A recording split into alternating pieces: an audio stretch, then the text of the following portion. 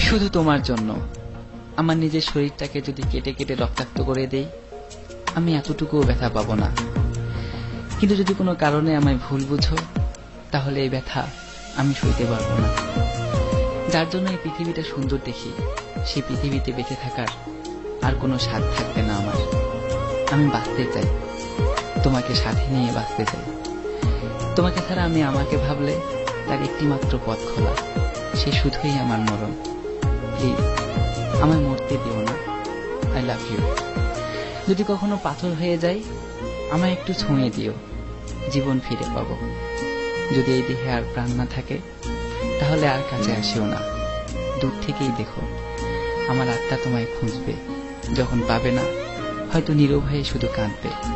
কিন্তু যদি কাছে থাকো, তাহলে পাগলের মতো ছুটোছুটি করবে আমার আত্মা। অনেক মানুষের ভিড়েও তোমার সামনে এসে চিৎকার করে কাঁদবে। আত্মার আত্মচিৎকার কেউ শুনবে না। সমস্ত স্মৃতিগুলো মনে পড়বে।